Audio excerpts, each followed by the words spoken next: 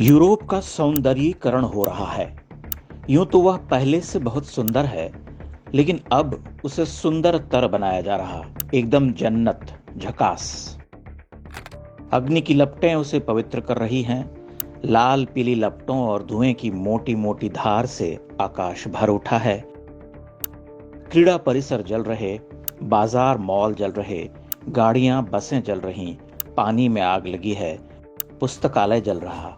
सुना है वह फ्रांस के सबसे बड़े पुस्तकालयों में से एक था। वहां लाखों पुस्तकें रखी हुई थीं। अब वे सब पुस्तकें स्वाहा हो चुकी हैं। उन्हें एक झटके में पढ़ लिया गया है। पूरे विश्व को पढ़ा दिया गया है कि एक ही सत्य है, एक ही पुस्तक है, एक ही पंथ। या तो उसे मानो या फिर जलो। वैसे भी मृत्यु ही अंतिम सत्य है। फ्रांस के लोगों को अपनी संस्कृति, भाषा और धरोहरों पर बड़ा गर्व रहा है। बड़े महान लेखकों, चित्रकारों, कलाकारों, मूर्तिकारों की धरती रही है फ्रांस। अब फ्रांस के लोगों को समझा दिया गया है कि यह सब मिथ्या है। हजारों वर्ष प्राचीन सभ्यता है तो है। बड़े तप, श्रम, स्वेद, साधना और प्रज्ञा से उसे गढ़ा गया तो एक झटके में उसे भस्म भी किया जा सकता है। और यह फ्रांस के साथ ही नहीं, लगभग पूरे यूरोप के साथ होने वाला है। झांकियां तो वहां पहले से दिखलाई जा रही। प्रोग्रेसिव यूरोप, मानवाधिकार का पैरोकारी यूरोप, आधुनिक, समतामूलक, सेक्युलर यूरोप। दुनिया जब सो रही थी तब यूरोप का रेनेसां हो चुका था, पुनर्जागरण। उसी जागरण के घोड़े पर सवार होकर यूरोप सरपट भागा था। विज्ञान, कला और साहित्य में प्रतिमान स्थापित किए दुनिया पर चढ़ बैठा। फिर यूरोप ने प्रजातंत्र की महत्ता स्वीकार की। सबको जीने का समान अधिकार मिले। उसी अधिकार को मानवता का आभूषण कहकर यूरोप ने आह्वान किया, आओ शरणार्थियों, आओ, हमारी धरती पर बस जाओ। हमारे घरों को अपना घर समझो। दूधो नहाओ, पूतो पूत फलो, समंदर में तैरो, किलोल करो और बीच सड़क पर अता करो नमाज।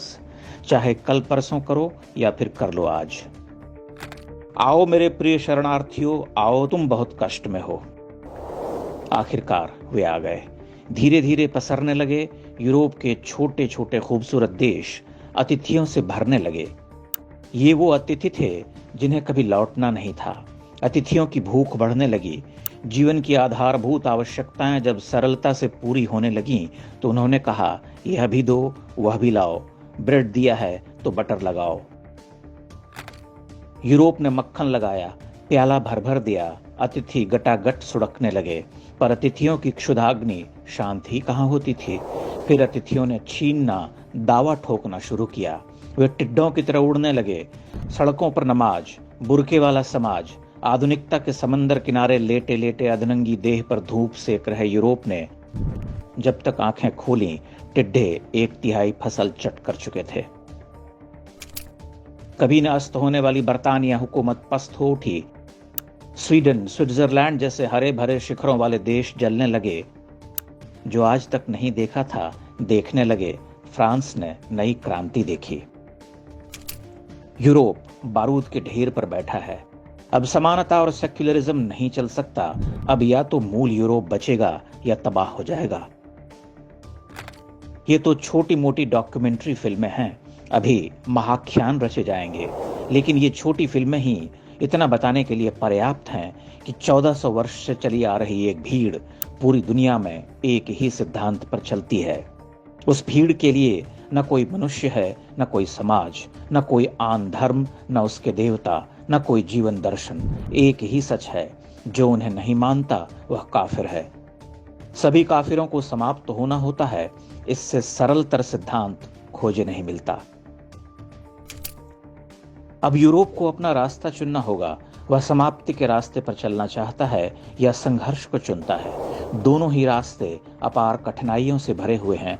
चुप रहना यानी समापन को चुनना, प्रतिरोध करना यानी संघर्ष, रक्तपात, अग्नि की लपटों में धंसना, तय यूरोप को करना है।